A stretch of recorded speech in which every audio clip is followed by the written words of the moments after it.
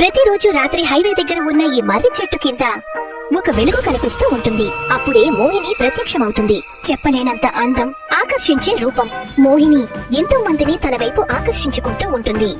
ఎదుటి వ్యక్తి ఎటువంటి వాడైనా సరే ఆమె అందం వలలో వాళ్ళు చిక్కుకుని తీరాల్సిందే. ఎప్పుడైతే ఆ వ్యక్తి మర్రి చెట్టు దగ్గరికి చేరుకుంటాడో ఎంతో అందంగా ఉండే మోహిని ముఖం భయంకరంగా మారిపోతుంది. ఆమె గోర్లు ఇంకా పళ్ళు పొడవుగా పదులుగా మారిపోతాయి. ఆ తర్వాత మోహిని కేవలం ఒకే దెబ్బతో ఆ వ్యక్తి తలను శరీరం నుండి వేరు చేసేది. మోహిని అంతటితో ఆగిపోయేది కాదు. ఆ వ్యక్తి శరీరాన్ని ముక్కలు ముక్కలుగా నరికి వాటిని వేర్వేరు ప్రదేశాలలో విసిరేస్తూ ఉండేది.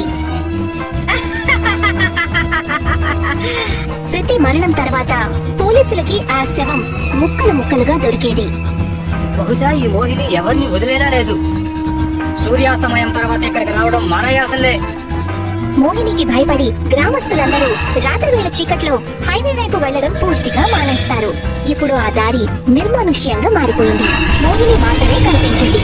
ఎవరైనా అటువైపు వస్తారని ఎదురు చూస్తూ నిలబడేది. కొన్ని సంవత్సరాలు గడిచిపోయాయి. మోహినికి ఎవ్వరూ దొరకలేదు. ఆ తర్వాత ఒక రోజు రాత్రి పంజాబ్ నుండి ఒక ట్రక్ డ్రైవర్ అదే దారిలో వెళ్తూ ఉంటాడు. నేను బయలుదేరాను బండి తీసుకుని. డ్రైవర్ ఎంతో హుషారుగా వెళ్తూ ఉంటాడు. అప్పుడే ఉన్నట్టుండి అతని ట్రక్ ఎదురుగా మోహిని నిలబడి ఉంటుంది. డ్రైవర్ వెంటనే బ్రేక్ వేస్తాడు. ఏంటి పిల్ల, నీకు చావాలని ఉందా? నీకు చావడానికి నా బండి దొరికిందా? మోహిని అతన్ని తలెత్తి చూస్తుంది. డ్రైవర్ ని అట్రాక్ట్ చేసుకోవడానికి ఎంతగానో ప్రయత్నిస్తుంది. ఇదిగో అమ్మాయి, నీతోనే మాట్లాడుతున్నాను. నువ్వు ఇంత రాత్రి వేళ ఇక్కడ ఏం చేస్తున్నావు? నువ్వు ఎక్కడికైనా వెళ్ళాలా ఏంటి? నేను వెళ్ళాలండి. మరి మీరు నన్ను అక్కడ దింపుతారా? తప్పకుండా. ఒంటరి ఆడపిల్లని క్షేమంగా తన ఇంటికి చేర్చడం ప్రతి మగాడి బాధ్యత. నువ్వు వచ్చి బండిలో కూర్చో. ఎక్కడికి వెళ్ళాలో చెప్తే నేను అక్కడే దింపుతాను. అలాగే. మోహిని ట్రక్ లోకి ఎక్కి కూర్చుంటుంది. ఆమె తన అందంతో ట్రక్ డ్రైవర్ మనసుని వశం చేసుకోవడానికి ప్రయత్నిస్తుంది. నువ్వు నాకు చెల్లిలాంటి దానివి. నాకు ఎటువంటి దురుద్దేశం లేదు. నా భార్యను తప్పించి నేను పరాయి ఆడవాళ్ళని ఎవరిని కన్నెత్తి కూడా చూడను. నువ్వు ఎంతగా అయినా ప్రయత్నం చెయ్యి. నా మనసులో అటువంటి ఆలోచన కలగదు. మొదటిసారిగా మీలాంటి మంచి మనిషి చూస్తున్నాడు. నా అందానికి ఇంతవరకు పడని వాళ్ళు ఎవరూ లేరు. అసలు ఎవరు మీరు? నేను ఒక రైతుని. ఈ ట్రక్కులో మొత్తం నా ధాన్యమే ఉంది. పక్క ఊరికి డెలివరీ ఇవ్వడానికి వెళ్తున్నాను. ఇంతకీ ఎవరు నువ్వు? ఇక్కడ హైవే మీద ఎందుకు నిలబడి ఉన్నావు? నేను ఎవరినో అది మీరు తెలుసుకోవాలంటే మీరు నా కథ వినాల్సి ఉంటుంది. అలాగే చెప్పు. సరే అయితే, ఎన్నో ఏళ్ల క్రితం నేను మా అమ్మతో పాటు చాలా చిన్న గ్రామంలో నివసించేదాన్ని. నేను ఆ ఊర్లో అందరికంటే కూడా అందంగా ఉండేదాన్ని. ఉన్నట్టుండి మా అమ్మ ఆరోగ్యం పాడైపోయింది. మా అమ్మ వైద్యం కోసం నాకు డబ్బులు అవసరం అయ్యింది. అందుకని నేను ఆ ఊరి షావుకారు భాను వద్దకు వెళ్ళాను. నేను నీకు అప్పు ఎలా ఇస్తాను? నీ దగ్గర తాకట్టు పెట్టడానికి ఏమీ లేదు కదా. నేను జీవితాంతం మీ కాళ్ళ దగ్గర పడడానికి కూడా సిద్ధంగా ఉన్నాను భానుగారు. నాకదంతా అవసరం లేదు. నాకు కావాల్సింది వేరే ఉంది. నా దగ్గర మరొక దారి ఏదీ కూడా లేదు. మా అమ్మ ప్రాణాలను కాపాడుకోవడానికి అదొకటి దారి మిగిలింది. ఇక అందుకని ఆ రోజు నేను భాను మాటలను వినాల్సి వచ్చింది. మా అమ్మకి వైద్యం జరిగింది. కానీ ఆ రోజు నుండి గ్రామస్తులు నా గురించి రకరకాలుగా మాట్లాడుకోవడం మొదలు పెట్టారు. అందరూ నన్ను వేసి ఆడడం మొదలు పెట్టారు. నాకు మా అమ్మకి ఎవ్వరూ పనిచ్చేవాళ్లే కాదు. నా దగ్గర చివరికి ఏ దారి లేకపోయేసరికి నేను నా మానాన్ని పణంగా పెట్టాల్సి వచ్చింది. రోజు రాత్రుల్లో నేను చక్కగా తయారయ్యి అక్కడ ఉన్న మర్రి చెట్టు కింద నిలబడి కస్టమర్ల కోసం వెతుకుతూ ఉండేదాన్ని. చాలా మంది మగవాళ్ళు నా అందానికి ముగ్ధులయ్యి నా దగ్గరికి వచ్చేవాళ్ళు. అయితే ఇవాళ కూడా నువ్వు ఎవరైనా కస్టమర్ కోసం ఎదురు చూస్తూ ఉన్నావా? లేదు, నేను అక్కడ ఎదురు చూస్తున్న మాట నిజమే, కానీ అది కస్టమర్ల కోసం కాదు. మరైతే ఎవరి కోసం? అది తెలుసుకోవడం కోసం నువ్వు నా కథను పూర్తిగా వినాల్సి ఉంటుంది. అంత బాగానే జరుగుతూ ఉంది. నేను మా అమ్మకి కడుపు నిండా తినడానికి సంపాదించేదాన్ని.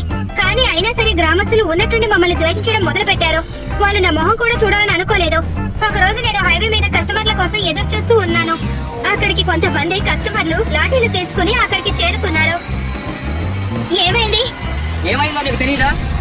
నీ కారణంగా మా ఊరి పరువు అంతా పోతుంది. నువ్వు ఈ గ్రామానికి కళంకం. గ్రామస్తులు నన్ను కొట్టడం మొదలు పెట్టారు. వాళ్ళు నా తలను నరికేశారు. నా శరీరాన్ని ముక్కలు ముక్కలుగా చేశారు. ఆ మాట వినగానే ట్రక్ డ్రైవర్ గట్టిగా బ్రేక్ వేస్తాడు. అతను చాలా భయపడిపోతాడు. అయితే దీని అర్థం నువ్వు చనిపోయావా? అవును. మోహిని తన అసలు రూపంలోకి వస్తుంది.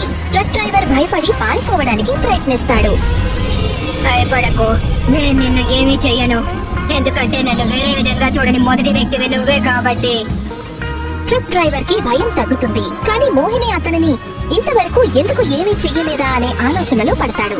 కానీ నువ్వు ఎందుకు ఇలా మారిపోయావు? నీకు విముక్తి ఎందుకు లభించలేదు? నా శరీరాన్ని ముక్కలుగా చేసి వాళ్ళు అక్కడ ఇక్కడ విసిరేశారు. ఎన్నో ముక్కలు ఇంకా ఆ చెట్టు కిందే ఉన్నాయి. అందుకే నేను ఇప్పటికీ అదే మర్రి చెట్టు కింద నిలబడి ఉంటున్నాను. కానీ ఎందుకు? వేటాడడం కోసం. నన్ను ఎవరైనా చెడు ఉద్దేశంతో చూస్తే వాళ్ళ నేను ఖచ్చితంగా వదిలిపెట్టను.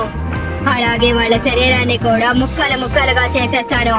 అయితే అందుకే నువ్వు నన్ను చంపలేదా? అవును, నువ్వు నన్ను నీ చెల్లెలుగా చూసావు. ఒక అన్నగా నేను నీకు ఏమైనా సహాయం చేయగలనా చెప్పు? హా, నువ్వు నాకు ముక్తిని ప్రసాదించు. కానీ నా శరీరంలోని అన్ని భాగాలు పూర్తిగా కాలిపోయేంత వరకు నేను ఇక్కడే ఈ లోకంలో బందీగా ఉంటాను. నేను నీకు ముక్తిని ప్రసాదిస్తాను చెల్లెమ్మా. ట్రక్ డ్రైవర్ యూ టర్న్ తీసుకుంటాడు. తన ట్రక్కుని అదే మర్రి చెట్టు దగ్గరికి తీసుకువెళ్తాడు. చెప్పమ్మా. అక్కడ చెట్టు కింద తవ్వు. ట్రక్ డ్రైవర్ కి అక్కడ మోహిని చెయ్యి కనిపిస్తుంది. ఇప్పుడు అదిగో అక్కడ తవ్వు.